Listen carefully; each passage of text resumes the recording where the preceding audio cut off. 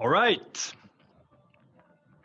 Welcome to Start Deliver webinar. Lunch webinar today. We're talking beating churn, and this is the second part in our two-part session. Today we're going to go into actions. What do we do? How do we prevent churn? That will be the focus of today. We will keep it to 30 minutes. It's going to be very packed with information. So I hope we can keep the time limit.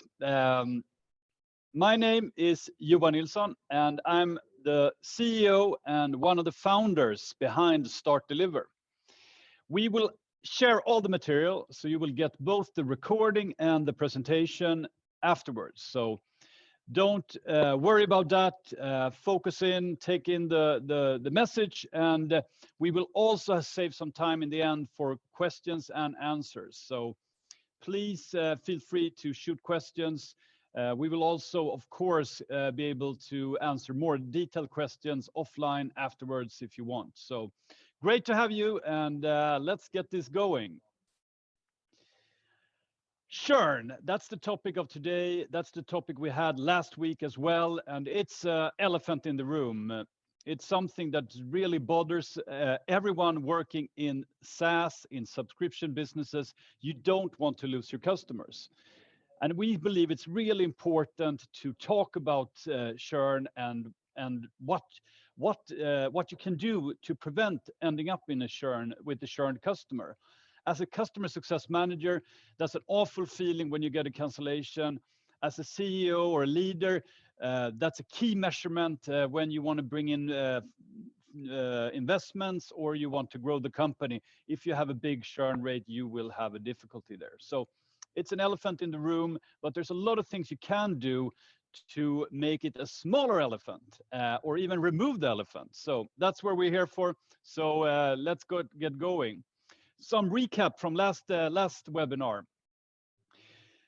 We talk about churn, but churn is one part of net revenue retention. So basically how much of the revenue retain for the next period. And the net revenue retention KPI is a key metric in SaaS, in subscription business, and basically how you can impact or change or improve net revenue retention. You can do that by either improving your expansion, which is a really interesting topic, and we will not focus on that today. But the other part is actually to lower your gross churn rate.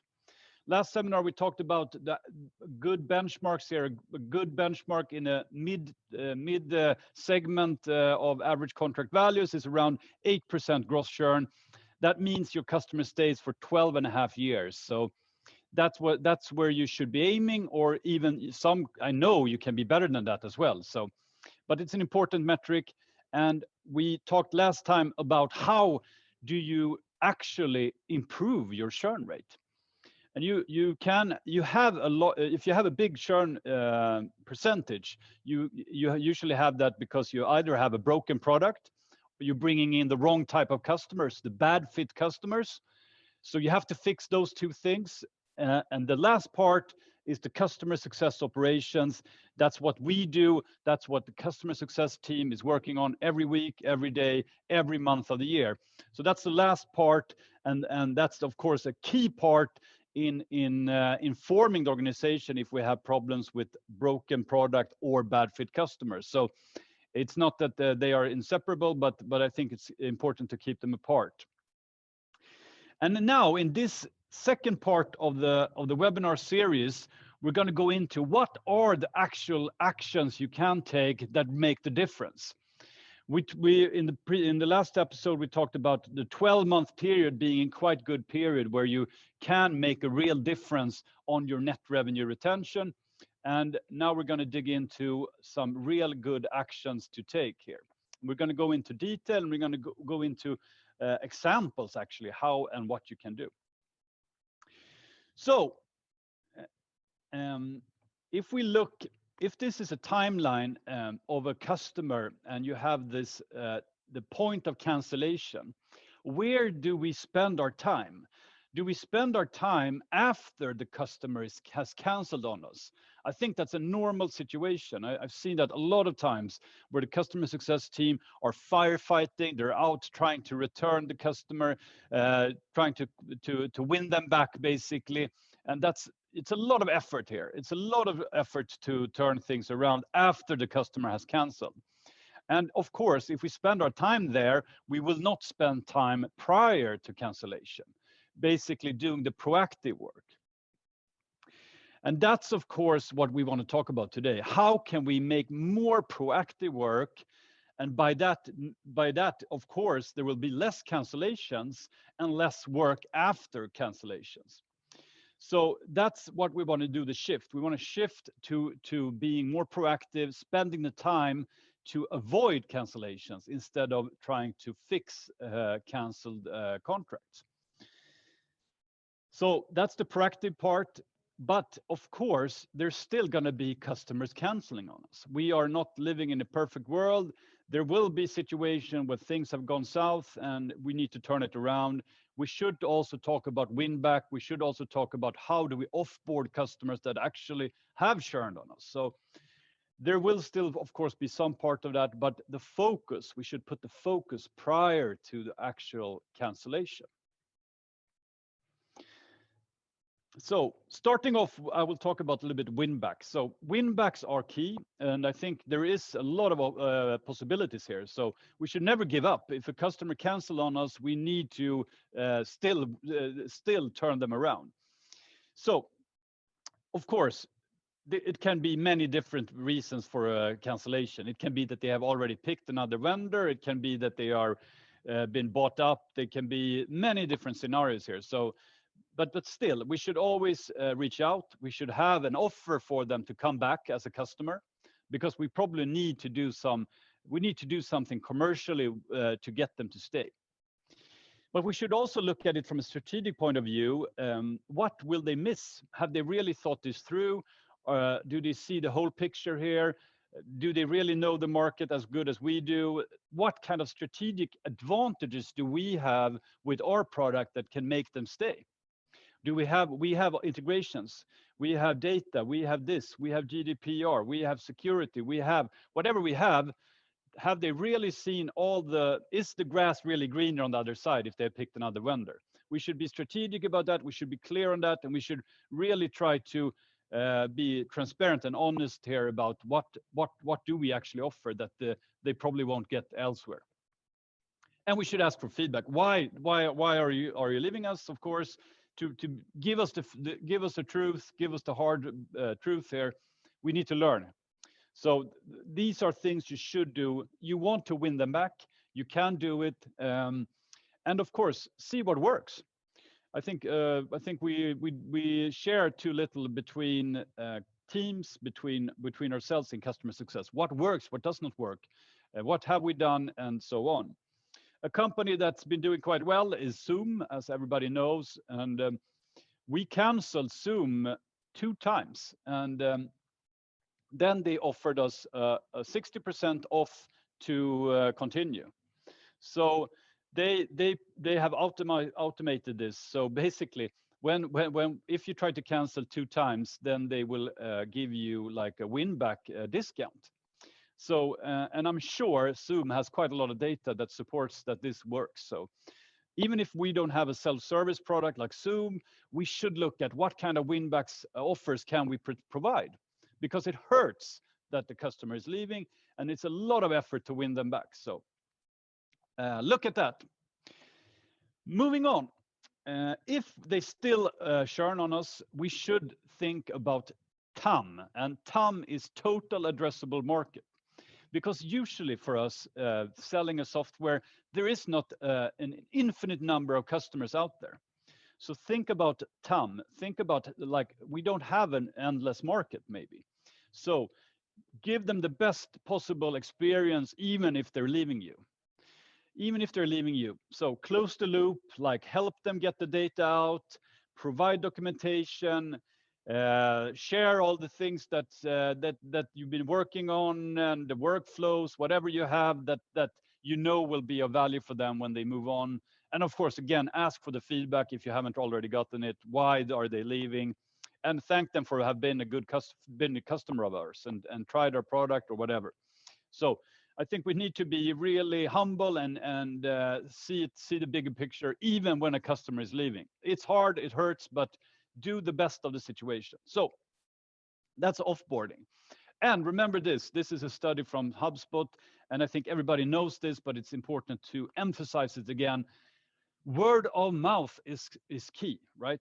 When you buy a new software product, you will listen a lot to colleagues, to friends, family, people you know that's tried this software before. So if we do good onboarding, if we do, even when they leave us, we give them at least a good feeling about us, that we tried, that we were not hard, we were not stubborn, we were not pitiful of ourselves or whatever.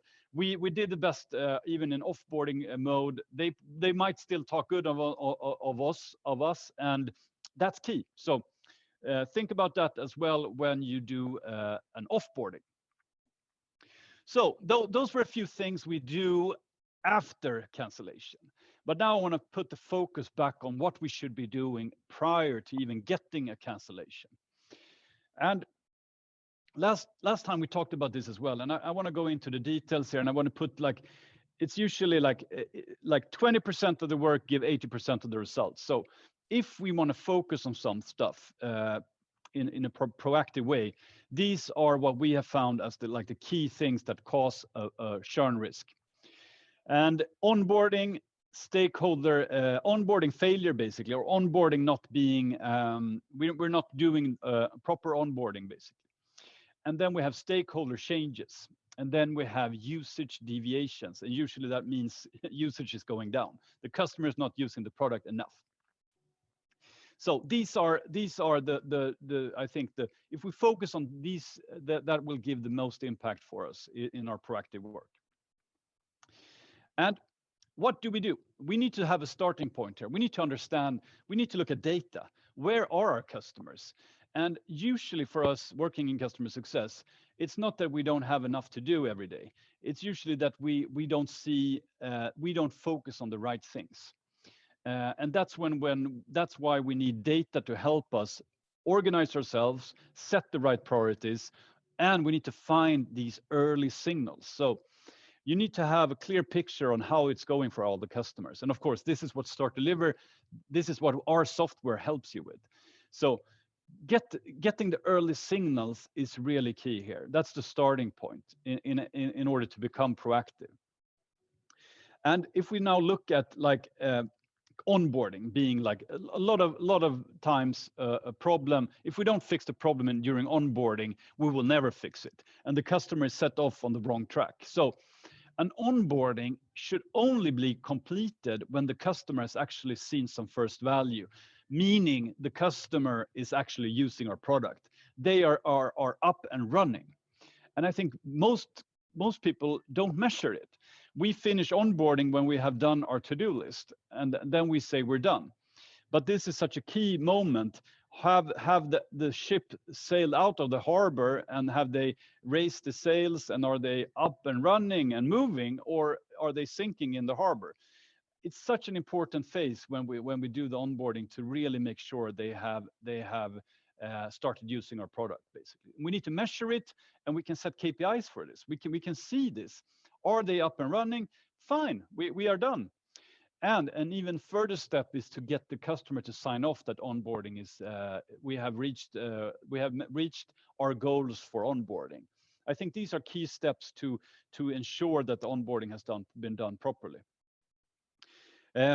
So that's we can go a lot deeper on onboarding, and someone mentioned it last time. We should have a specific webinar on onboarding, and we will do that as well.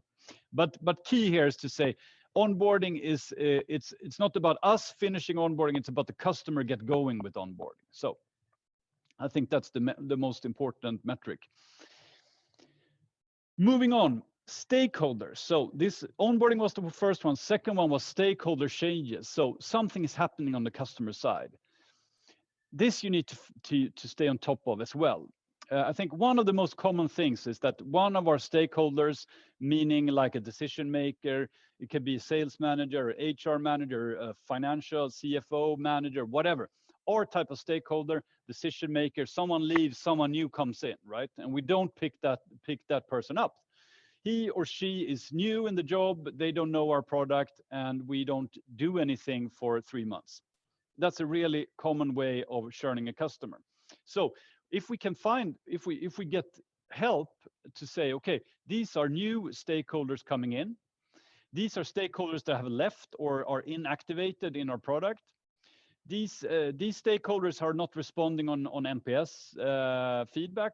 These are stakeholders giving us poor feedback. So every week we get presented new developments on our key stakeholders that we can act on, because time is working against us. Unless if we leave a stakeholder for too long in a bad mood or a bad feeling about our product, that's the risk. It's not a risk if you pick it up immediately, if you take action on it immediately. So key thing here is to pick up these signals. New customers, new stakeholders coming in, stakeholders not using the product, stakeholders leaving, stakeholders giving us poor feedback. Those are key signals to pick up, and then we can act on them. So that about stakeholders. Moving on. So, and the third part here now is looking at deviations. So can we measure deviations? Do we track usage? Do we track do they get value from our product? Is that going up or is it going down? If we see things going down, both on a company level, but of course also on a specific customer level, that's a signal. That's a signal. We will churn this customer, or we will have an increase in our churn rate when that happens. So monitoring deviations on health, basically, how are they using our product? That's a key signal for us.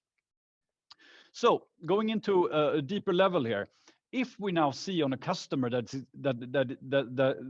have deviating health for us, they are using our platform less and less, we need to look at that in depth, and we need to act on it. And here is where the proactive work comes into play. So what can this be? And we talked about this in some way last time, but there is usually, we have identified 4 types of problems when we have a health deviation, when we have usage going down, for instance. And it's about competence. So basically they don't know how to use our platform or product, or it's a technical issue. Something is broken in the product. It can be an integration. It can be data it's a mess in data.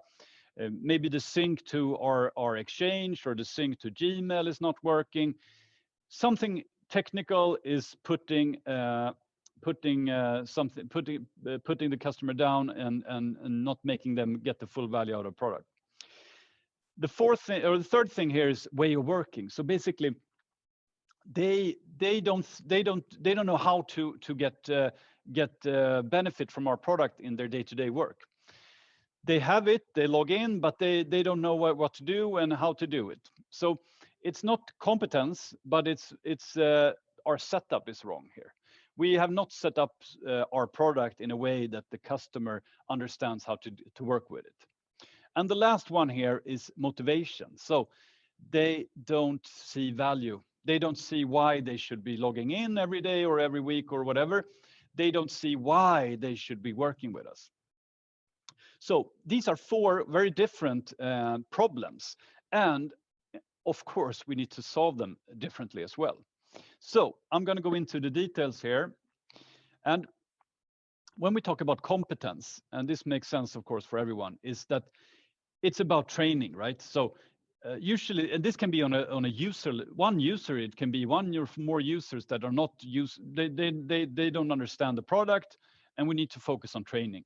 And you can do this in many different ways. You can do it individually. You can have weekly webinars. You can have e-learning. You can have guides, tutorials, Q&As.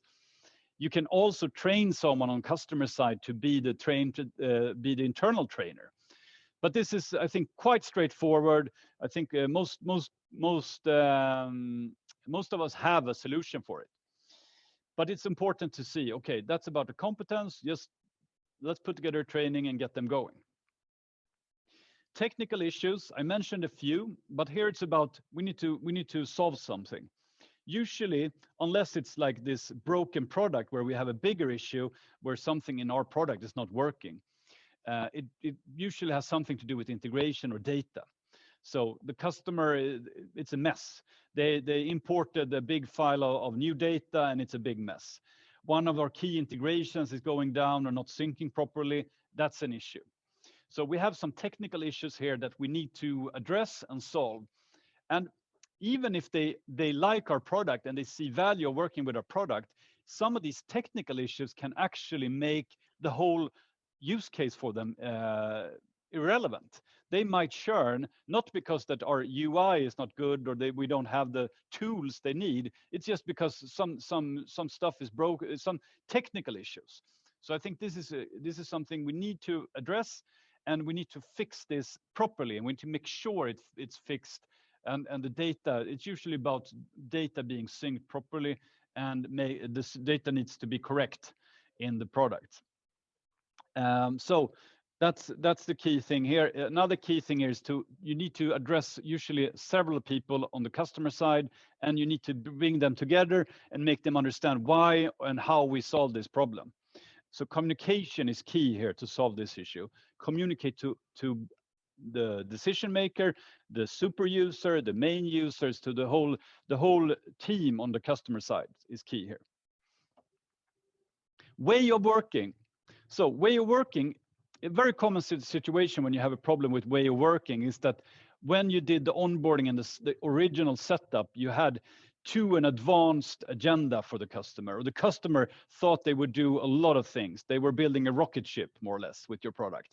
That's a very common situation, and then time moves on, and they don't understand what they have done and built, and they've lost the plot, basically. And a key way to get back on track here is to do like a best practice workshop. Usually like showing the normal demo to this type of customer, that will be like a big aha moment for them, and they usually want to go back to the basic setup of our product. So it's about like simplifying a lot here, bringing back to basics, and usually do a relaunch, and you can get back online. Last part, motivation. I think this is like the hardest one, because here we have a big challenge, right? The customer is not really seeing value. They don't see why they should be working with our product. And here we need to bring in, I think as a customer success manager, you have to escalate this and talk to your manager. This is the situation. I talk to them, they don't see value, they don't understand why they should be working with this product. Because usually you almost always have to bring it back to like the sales almost point. Like it's almost like reselling your product again. So you need to involve the decision maker. You need to make sure they see this value, and that can be restarting the whole sales process, basically. And sometimes if you've gone a little bit, you have been, if the time has gone too long here, it might be that you need to compensate a little bit here to regain trust, because they have been not seeing value for a long time here. So start over, and if you still don't find value, if you like bring it back to the almost reselling your product here, then you should evaluate if this really is a good fit customer, or if it's really a bad fit customer that's hiding behind here. So I think it's a hard one, but you can do a lot here, but it requires work. So those are the problems and ways to fix them. But that's not enough, right? Because even if we know the problem and we know what to fix, it's still stuff to be done here. And I think this is a great quote, that like motion, that we do stuff doesn't mean we make progress. So I think a key thing for a customer success manager is to really make progress on the customer side. And that's even if you know the problem, even if you know what you should be doing, there will be obstacles in your way. So let's address those and see how you can get past them. And we have a very a three-step way of doing this.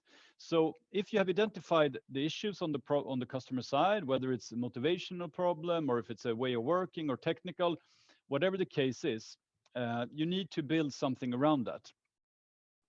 So build a case is the starting point here to really make progress. And what do I mean by building a case? It's about why should the customer listen to you, take a meeting, do more things with you? They will always look at it, why, what's in it for me, right?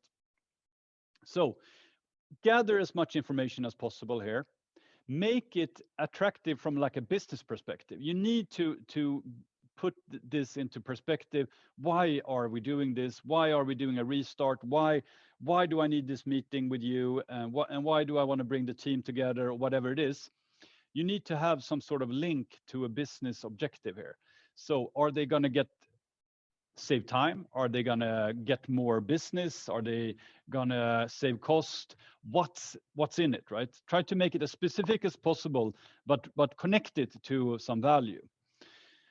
And then you need to also, in this case, you need to try to get most of the work on your side. So we will do 8 out of these 10 things, but you have to do 2 things.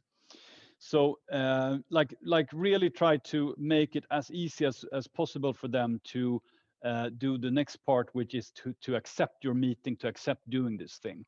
So give them a really easy call to action where we will do most of the work, where there is a business value for them of doing this together with us. So that's the like the pre-work, the preparation. Then the second part here is that we need to fight. We're fighting status quo. The customer have a busy agenda. They have other stuff. Maybe our product and what we do is not their top 3. We're not even top 3 on their priority list. So there will be still some fighting to do to get their attention and to get their time of the day. So we can't forget this. Even if we know the problem, even if we know the solution, even if we have it linked to a business value, there's still some hustle to be done here. And what I mean here is that we need to call them, to send them emails, to be really on them to get this happening. And when you have the right intention, when we see a business value for them, I think there's not an issue here to be really actively outgoing, really a go-getter, trying to set an appointment, trying to get the workshop to happen, call them, email them. I think that's sales. In sales, everybody has been in sales know that this is what moves the needle. You need to be on top of things. You need to drive it forward. And you do that by calling, by setting appointments, by driving the next step. And that's what we need to do in customer success as well. And we need to do it when we have the right intention, when we are prepared and we have something to offer them. I think that validates us doing it. But on the other hand, if we're just calling them to see how things are, or we're calling them to see why you're not working on our product, that's hassling the customer. Nobody wants that type of call. You want a call where we bring value. So it takes something to make it happen.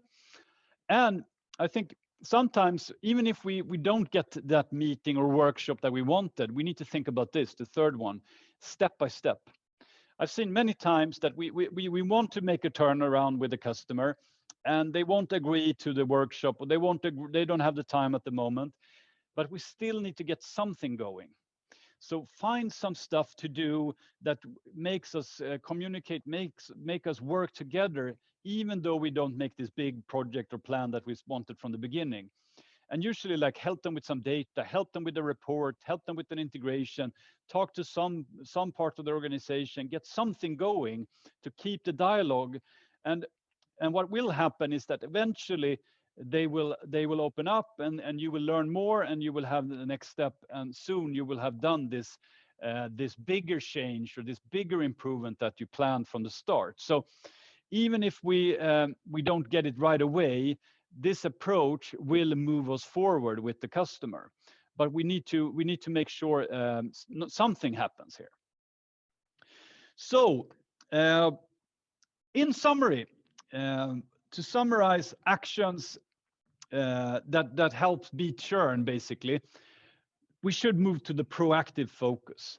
If we're firefighting, if we're working only on cancellations, that's not going to make the big difference when we want to make a dent in the churn rate. We need to move our time prior to cancellation and be proactive.